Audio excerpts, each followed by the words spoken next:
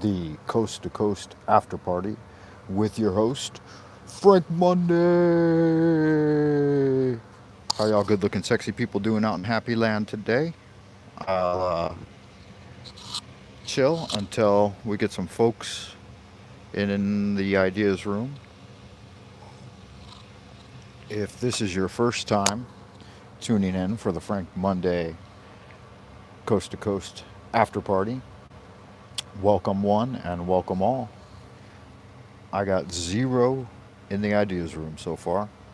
Maybe I'll start off with a reading until I see someone. So let me know if you're out there in Happy Land. Oh. I can go. Someone's waking up. My voice always wakes people up.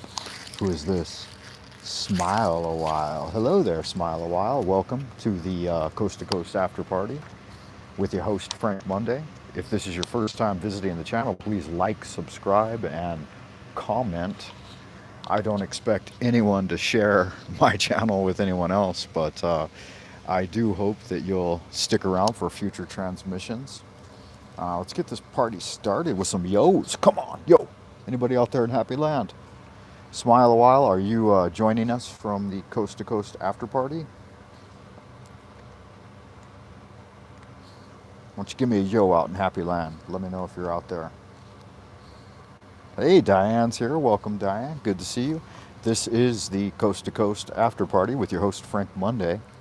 I hope you are doing well this evening. All right, Smile a while. Come check out. Yeah, from the C2C. Good to see you, Smile a while. Elizabeth is here. Hey, lots of new people. Lots of new folks. A lot of folks out there in the ideas room this evening. It's actually morning here. I am broadcasting to you 7:30 a.m. in Old Peking, where we dwell in a twilight zone realm of the abodes of the future. And we broadcast occasionally live like an intercontinental ballistic missile launched from a secret ghetto deep behind enemy lines on the North Korean peninsula. Just kidding, I'm actually broadcasting from Beijing, China. Let's get this party started right. Get some yo's out there in Happy Land. Concerning the genie of wise King Solomon, thou shouldst know a great truth, and so approach thy work with prudence. Yeah, that's right. I am an English teacher. Approach thy work with prudence, yet, yea, even reverence. For they be not all mean and evil, as some would lead you to believe, as the uninitiated scribes have recorded. Some are the very gods of Chem, of Phoenicia and Chaldea. The Queen of Heaven and the Bull of the Sun are among their number. For all may be called through the dark window into thy soul. From the Book of Astarte by Master Magi Thabion. Poke Runyon. I am reading from this morning the Book of Solomon's Magic, and we are using the power of the Book of Solomon's Magic to overcome any negativity in the material sphere. All right. Yes, I am from Los Angeles, California, but this live stream transmission is not about me. It's about you guys. It's about Diane and Smile a while and Elizabeth and whoever else is out there in Happy Land. Welcome, one and all. So the Coast to Coast hostess this evening for you guys, morning for me.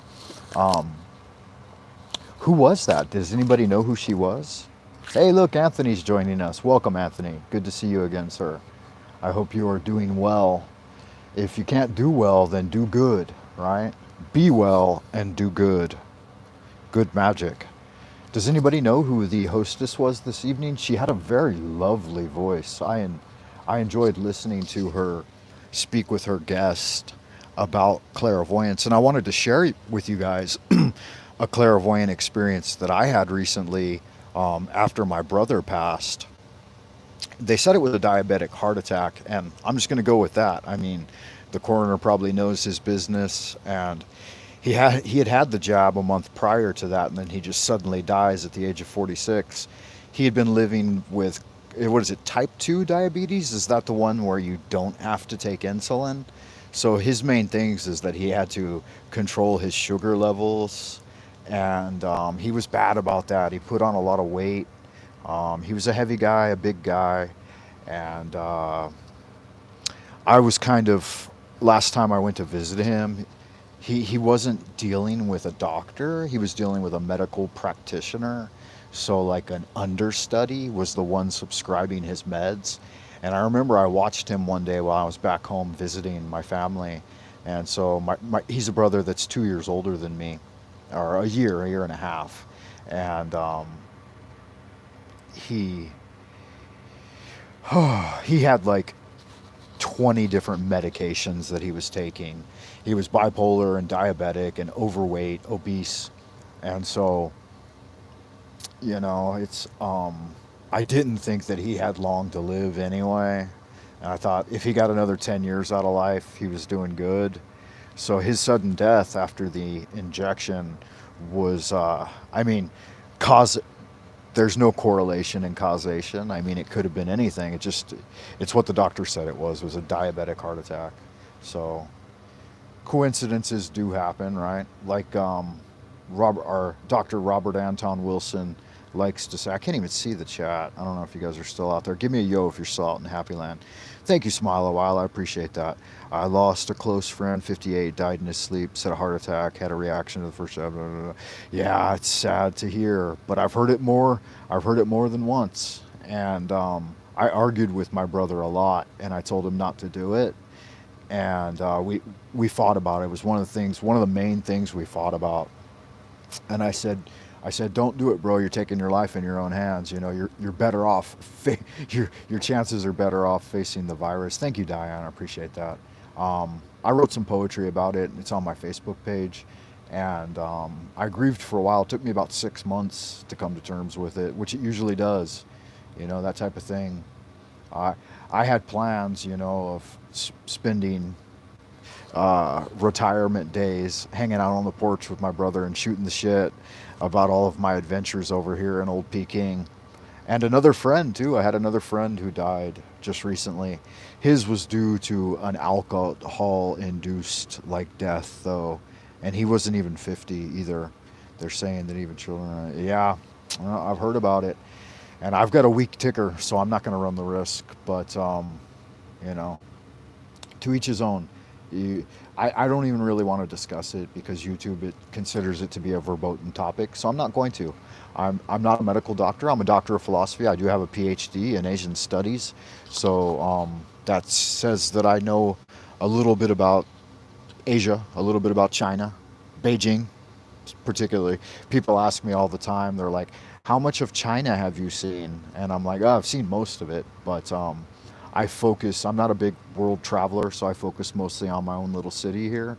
And after 2 decades of being in Beijing, I like to think that I know about 0.01% of the city, but I could certainly show you around the place.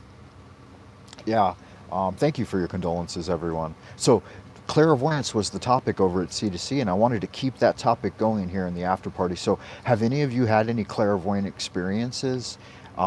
And did they bring you like what you felt to be an important message? Blavatsky was a so-called big clairvoyant. I did some research into Blavatsky when I was in high school, and then during university years later on, I had a copy of her book, The Secret Doctrine, on the bookshelf all the time, and I could never penetrate into it.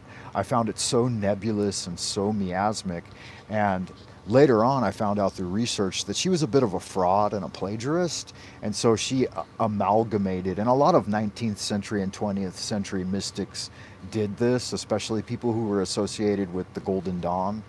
They kind of tried to pick up where the Brotherhood of Luxor left off, and they just kind of amalgamated all this ton of 15th century manuscript and documentation and then presented it in a new theatrical way. And that's where we get people like Crowley and McGregor Mathers and all of these guys, even Israel Regardie. But I adhere more to the purists. Like Regardie was a purist in his Judaism, and he admired Crowley, but at the same time, he was also very wary of Crowley. And ultimately, Israel Regardie split paths with Crowley. Golden Dawn, it does, it incorporates elements of Rosicrucianism, um, but each sect and each variety has its own influence from the adepts and people who were involved with it. So you're going to get different stuff from different folks, but the essential central theme of the teaching is that the great work is before all things completion of your own life by yourself, like looking within for the answers and mastering your own faculties, like hearing and seeing and thinking, and your own future, getting control over your own future results. And then Eliphas Levi writes, the French magician, he was an 18th century magi, he writes that it's the complete emancipation of your will. So Crowley wrote, "Do what thou wilt shall be the whole of the law," right? Love is the law, love under will. And what it means is that it doesn't mean do whatever you want. It means that what you will to do, you should get done. Like you jump up in the morning, you think, oh, I'm going to wash the dishes, do that. That is your will. So do your will. So the real meaning of magic in my life is getting down to brass tacks and getting those things done daily, washing the dishes, preparing food. Well, let me check the chat window real quick here. Golden Dawn. Have you read Wisdom of the Mystic Masters by Joseph Reed? An old book. Loved the exercises. Very powerful. I have not, but if I do have time, I will look into it. I'm a bit of a purist, and in that I like my Franz Barden, and I like my Poke Runyon, and I like my Robert Anton Wilson, and I have a selection of authors that I focus that I'm trying to unravel the secrets of their writings and teachings before I start taking on more additional information and additional. But I will definitely. I mean, it's always fun to have a perusal of new books. In fact, I was just recently perusing a new chaos magic paradigm because someone told me that a lot of my teaching and my understandings is rooted in chaos magic, and I'd never even heard of it. I'm like, what's chaos magic? And so that's kind of a new thing that just emerged within like the last 20 years. So there are quite a few things I've missed being abroad and being here in China, because I came over here to study Taoist magic covertly. My overt reason for being here is as a visiting scholar researching Tang poetry. So Tang Dynasty poetry is what my doctorate's in. But clairvoyance, and so I wanted to share with you guys a clairvoyant experience that I had recently after my brother's passing. So my brother had passed, and I wanted to know. I wanted to know if there was a connection between the situation, the current situation, and why and how he had passed away so suddenly, or what I felt was sudden.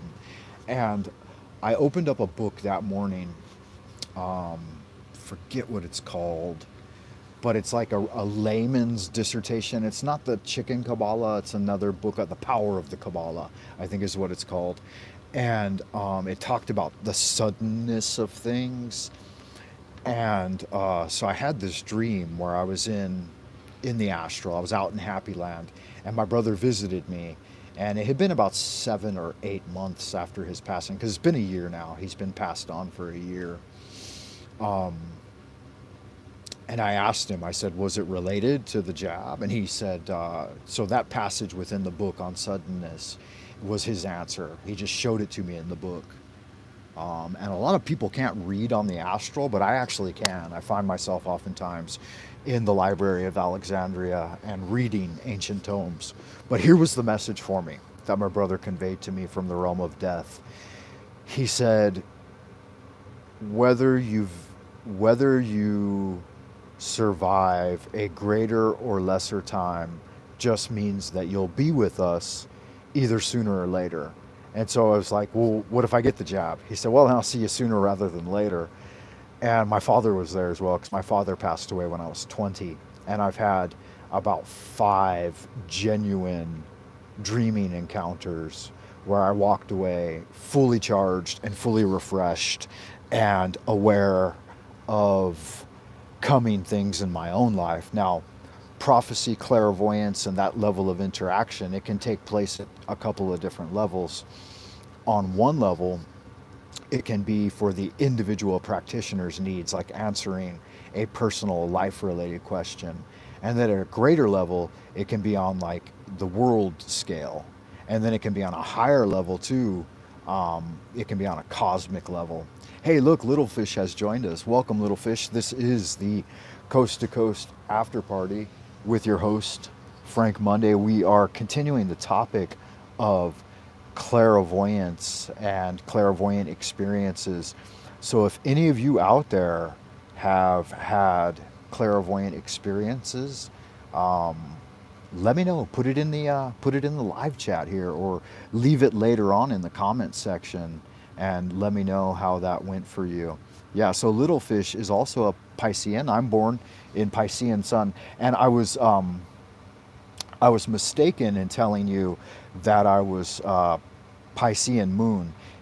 My astrological alignment is it was, what was it? Pisces Sun, Scorpio Moon, just like you, Little Fish. Fascinating, huh? And then my ascendant was Pisces as well. I believe that how that worked. I've done my chart several times, and I actually have paid a couple of different so-called big shot mystics to do my chart for me. And a great place where you can get your birth chart if you're interested, which the older you get, the less it really matters. Like, you become in tuned with your astrological formation, and you don't really need to understand it at an intellectual level because you understand it at a psychic level. Yeah, definitely Scorpio. Yeah. So Pisces know that racket pretty good because they live on the astral a lot. They're very internal, dreamy people, you know. Some would even say they got their heads straight up their ass, right? And selfish. But I just, they're the dreamers, and there are the 12 disciples. So there are analogies running through a lot of these things. Like if we look at the story of Christ and Christ consciousness, it was Christ and then his 12 disciples, right? That's the deeper esoteric meaning of that, is that Christ represents the Christ consciousness, or the Godhead, the individual surrounded by the 12 zodiac. So in our tradition, the zodiacal crown is around the top of your head, the corona, right? And so when you're outside under the full moon, you can look up and you can see the zodiac, the zodiac swirls around you. That's the zodiacal crown. Within a traditional coven, it's one warlock and 12 witches. In the Chinese system, it's typically one woman served by 12 masculine forces. So the Eight Immortals, the story of the Eight Immortals in Chinese Tao, you've got one woman and then she's served by 7 men. Also in traditional Taoist sorcery, there will be 12 acolytes with one woman as the focus. So the woman directs the energy. She's the source, the mysterious mother, and it's the 12 acolytes who generate the power. I mean, I don't want to get too deep into it because, like I said, YouTube has a lot of verboten topics, but the Dark Celestials understood magic very well, and that's the big problem, is that there are a lot of mafia-like practitioners out there who are looking to redirect magical energies towards their own personal benefit and for dominance within the material sphere, which doesn't help your average individual, right? Because they use magic exclusively at the higher echelons of society. That's right. Never piss off the mother. The mother is the source of the family's stability. The father, all he does is, go out and earn the bacon and bring it out in a traditional model. I know that a lot of folks these days are embracing a non-traditional model. I'm not sure about where you get the rules for one warlock and the rest women. Is that from rules somewhere? No, it's not from rules. It's from it's from my own mad ravings. But no, it's written about. There are a couple of sources from that. I could source it. I can't do it right off the top of my head right this second. It may have been. Well, let me see if I can remember that source for that. Oh, whew. McGregor Mathers, I'm going to say. He wrote a piece on it when he was dealing with witchcraft in Salem. Um, might not have been his book, though. It might have been, oh God, who was that other guy? The really flamboyant Christian writer. It's from a 15th century manuscript that was conveying a way towards the Philosopher's Stone and coalescence of the immortal elixir. I'm gonna say that I'll have to do the research, so I can't quote it right off the top of my head, but I do remember reading it. Oh, and in Chinese Taoism, it's very traditional. Ge Ge, and then Hong. You can look up Ge Hong stuff, and he wrote a book called the Shen Shen Zhuan. And in the Shen Shen Zhuan, he says that a traditional coven, a magic circle, is one man and 10 women.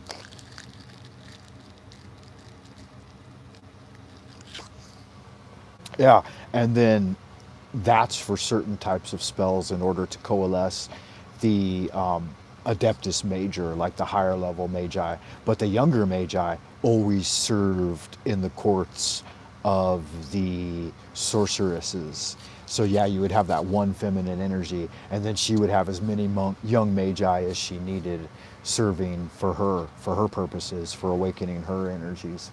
But the solo practitioner most oftentimes takes the path of the monogamous man, right? And the Yellow Emperor, even himself, Chen Shi Huang, although he had a court of 1,200 concubines, he only kept the company of 3 mistresses, and they were known as the 3. What were they called? Okay, so there were 3 women that he kept court with for his magical practices. And what time do you want to leave? Soon, like 8 or 9? 8? Oh, okay. All right, I'll get ready. Give me 5 minutes. Yeah, I got to go to the dentist and get a tooth fixed. So I've only got about 5 minutes left here. But to finish that part of the story, the Yellow Emperor had 3 direct magical teachers that were women that taught him about the secrets of the inner chamber, and they were the woman plain, the woman mysterious, and the rainbow girl. So there were essentially three that he, and again this rule of threes, right? So this is high level internal alchemy. The plain woman, the rainbow girl, and the woman mysterious. My wife just jumped up, and that's my 3 concubines in one. So looks like I'm gonna have to cut a little shorter than what I've liked to. I thought we were gonna leave at 9, but it looks like we're gonna be leaving at 8. But the dentist doesn't even actually get there till 9, so I think she's just she's trying to rain on my parade here. Yeah, so if you to finish off the live stream, and I guess we're gonna have to wrap it up in the next 5 minutes. I like to do these. I like to do these C2C after parties whenever I get a chance, and I've been able to do it last 3 days in a row, which is a lot of fun. Typically, I would only be able to do it on Saturday or Sunday on the weekend before the kids wake up. They like to sleep in on the weekend, so the rest of the time I just go live on my drive to work. I'll take care. It looks like I'll talk too much. No, I don't see a lot of activity out in the ideas room, so You guys stay well out in Happy Land. And yeah, so sub the channel if you can. Like, share, and comment. Um, but if you have a clairvoyant experience, or a dreamland experience, or an astral experience, or even an etheric experience. So, to define how those would be different, dreamland is while you're asleep and you have lucid dreams, and then an astral experience is while you're in a hypnotic trance and projecting astrally into internally visualized vistas that are real, though they're legitimate and stable. And then an etheric experience is when you feel an unseen force while you're awake in the material sphere, and like something touches you on the shoulder or the cheek or something like that. Then that would be defined as an etheric experience. So a lot of people who don't have initiation into occult sciences, they don't know the differentiation between these three things. Yeah, so we have dreamland, the astral realm, and then the etheric realm. Um, if you have any one of those experiences, leave it in the comment after the live stream becomes available on my channel. I'd love to hear. You can do a little write up in there. It gives you an opportunity to use more than 140 characters. You know, I think you can write up to like 1,500 characters. And let's keep the conversation going. And the main drive for my channel is I want to be able to get to the point where I can do, the blog posts here. And ultimately, I'd like to, if it's ever possible to monetize it, which I don't think it is because I live in China. It says that monetization is not available in my region.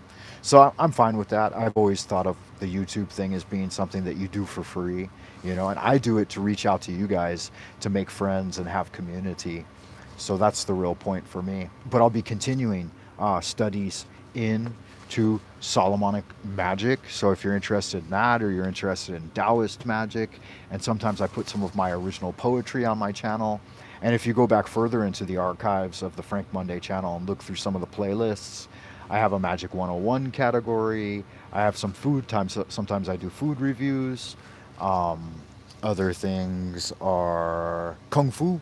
I got a couple of professionally produced Kung Fu videos that I did on there. Oh, and then swing dance. Obviously, the whole lockdown has prevented me from doing my swing dance class, but I love to do. I did my free swing dance class here in Beijing for 5 years. Every Monday night for 5 years, I offered a free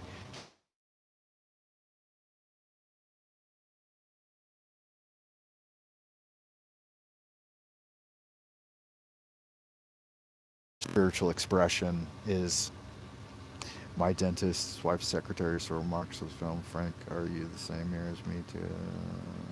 Yeah, that would be fun to know, little fish. Little fish, I'll let you know without letting you know. I'm born in the Chinese year of the rabbit. So if you're a rabbit, then yes, we're the same age. Oh, the sound cut out. I hate that. That sucks. No sound. All right, let's wrap this transmission up then. 30 minutes is not bad. I wish we could have gone longer. Can you hear me now? Give me a yo if you can hear me. Let's see some yo's out in Happy Land. Oh, you're a snake? Okay, rabbit, snake. My wife is a snake. So you're the same age as my wife. Um, Yo, okay, so you can hear me. Yeah, good. Um, let's finish off with a prayer then. And thank you for stopping by. I certainly appreciate it. And if you do have time to sub and throw the thumbs up on this video, it'll take YouTube a little while to run this through the algorithm and make sure that I didn't say anything verboten before they release it to my channel. But I'll get in. I'll get in there and make sure that the setting is set to public, so that anybody can comment, and I'll leave links to everything I talked about in the video. So if there's anything that I talked about in this video that you'd like more information about, I will leave a link so that you can find that down in the comments box. Thanks for stopping by. Smile a while, and Diane and Tracy and Little Fish and Anthony and anyone else who is still out there in Happy Land. Thank you so much for coming to the Coast to Coast After Party with your host, Frank Monday. Let us pray. Lord of the universe, holy art thou, Lord of the universe, the vast and the mighty one, creator of heaven and earth, maker of all things both visible and invisible. Master of the light and of the darkness, we adore thee and we invoke thee.